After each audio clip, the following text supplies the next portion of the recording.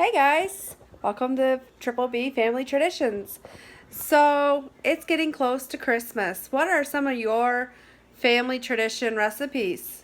I'm going to share with you one of my family tradition recipes.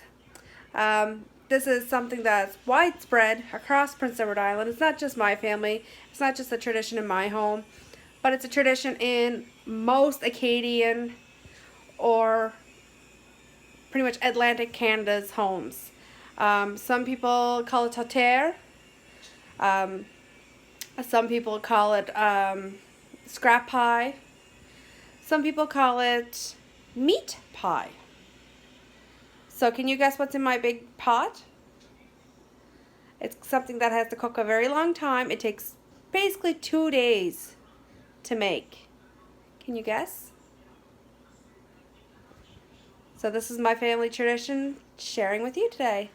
Hey guys, you see a roaster full of some frozen chicken, some fresh goose, a big hunk of piece of pork. Can anybody guess what I'm making? It's a Christmas tradition here in PEI, a fall tradition here in PEI. It's something that has to cook with onions and lots of seasoning, and then you bake it. Can anybody guess? Well, I'll let you know what I'm doing. It's called meat pie. It is a family tradition. It is something that is made widespread in most families in PEI. And this is what we're doing for ours. Instead of just chicken and pork, we are doing goose, pork, and chicken. I just noticed I still have a tuft on one of my pieces of goose, so I'm going to cut that off, and I'm going to start seasoning my meat and setting my electric roaster to 250, and this is going to cook for about 12.5 hours. So this won't be even done by tomorrow. I'll be only baking the pies tomorrow afternoon. So this meat's got to cook all night and then get taken off the bone, and then the juices turned down. So the meat gets all the juice and seasonings all in it, and then put into your pie. So that's what I'm going to do now. I'm going to take that tuft off that's on that piece of leg. I just noticed it now. So now the onion and all the seasonings. The summer savory, I put summer savory. I put my homemade basil mix. And a little bit of dried cilantro in it as well. 2019 cilantro that I dried. I'm going to have to actually buy some cilantro at the store and dehydrate because I'm getting low. So all my seasonings on here. My chicken, my goose, and my pork are all in the roaster. Now it's to leave it for 12 hours and cook it. So I put this meat on about 5 o'clock yesterday evening. I'm just going to... Oh yeah. My chicken is nice and cooked. I can take the legs off of it, pull it apart with just a fork. Pork's nice and cooked. Look at that nice piece of pork.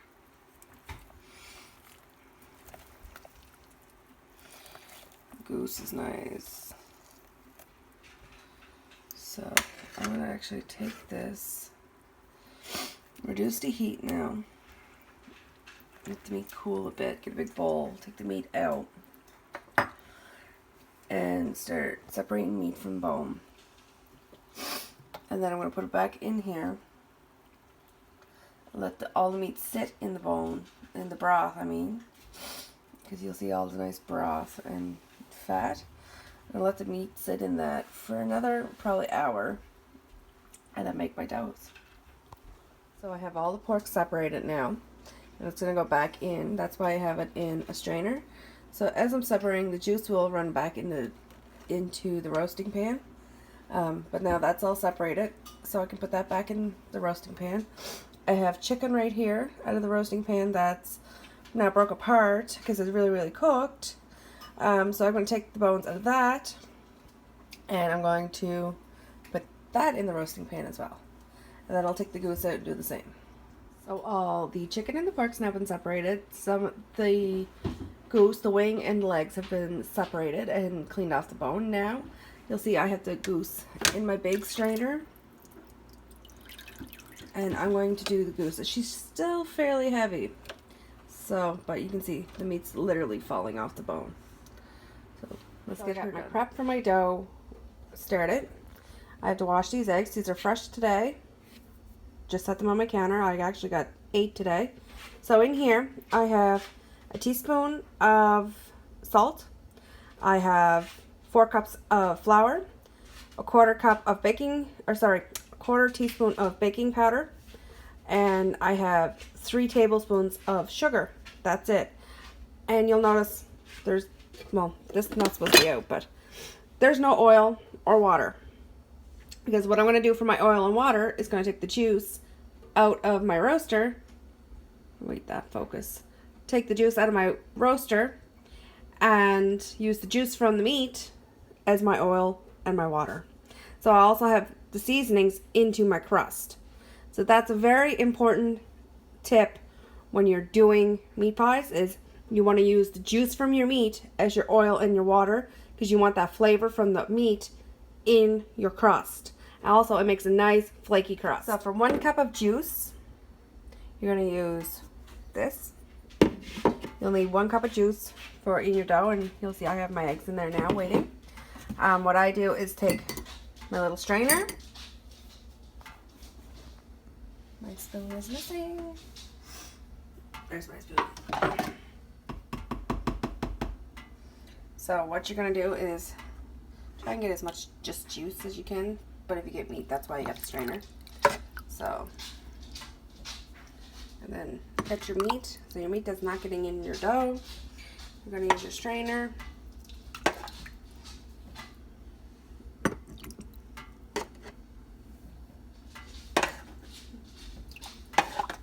And you're just going to take it right out.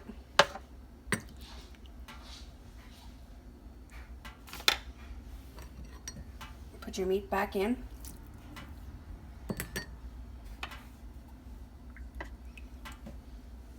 Right in.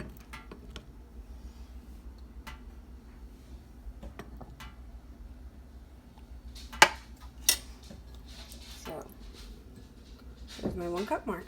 So I'm going to take this meat, that was only a little bit, put it back in there.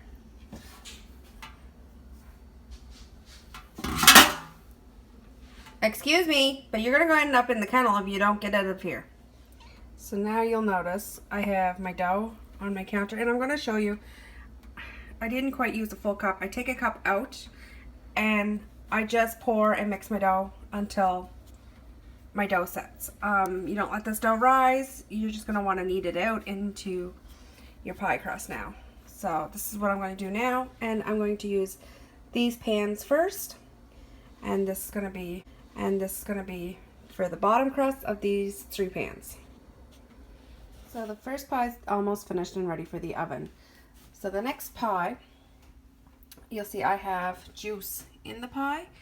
You want to put juice in your pie. So when you take your meat out, what I use is this little strainer. Take the meat out and I let the juice run in the 1/4 cup. So I don't necessarily use a full 1/4 cup. I use a 1/2 cup. That's a 1/2 cup.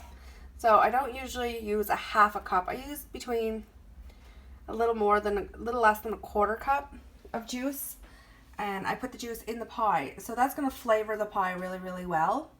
I have my oven preheated now to 350, and these are going to go in the oven for about 45 minutes. I have my other crust for the top sitting there ready to go. Something else I always do too, because you don't want your pie to look like this, I'll take a little bit of the juice and I'll rub on the pie, and that'll just make it so much better. So the 2 first pies are now in the oven. I will set the timer for about 35 minutes and check them, and once they're golden brown, the crust is fully cooked, they'll go get cooled and then be put in the deep freeze for Christmas time. So this is what I mean by not quite even a 1/4 cup. This is a 1/2 cup, and it's not even quite half full. It's not even quite a 1/4 full. So it's, I don't know how to really measure it. It's between a 1/4, like a 1/2 of a 1/4 cup basically. And I just pour it on. And you'll see, it gives you just the perfect amount of juice in your crust, in your pie. So I got some leftover dough, and I got some leftover meat. I'm not going to put this to waste. It's not enough to make another pie, the 6th pie, but I'm not going to put it to waste. I'm actually going to make what's called a meat pie pizza pocket, and that's going to be for my lunch. Meat. There's my pizza pocket, and I made a little bannock ball. So that's 1.5, 3.5. So basically I got 5.5 pies out of that, my recipe. This is going to be lunch. And just as my dough split, I left it because then I have my vent holes and I don't have to cut the dough to make vent holes. So you'll see my other pies are the same. They got a couple of vent holes, which is, I just let them, the dough naturally just break apart or rip when I'm putting my crust together, and it makes it easier, and then it makes a perfect golden brown crust. These are chilling, and then they're going in the deep freeze. So this is my meat pie pizza pocket, and you'll see the juices coming out. So now we're going to have some lunch. Looks so good. It smells so freaking good. I'm gonna get a plate for me and Darren, and we're gonna have some lunch. So if you like this video, please like and subscribe, and stay tuned for more. This is my tradition for my family that we make meat pie, and this is an Acadian tradition, and really and truly it's a tradition in most Atlantic homes. They make meat pies. I know other places in the world also makes meat pies. They may call it something different, but in our family, this is what we make at Christmas time, is our meat pie. So enjoy and have a great day, guys.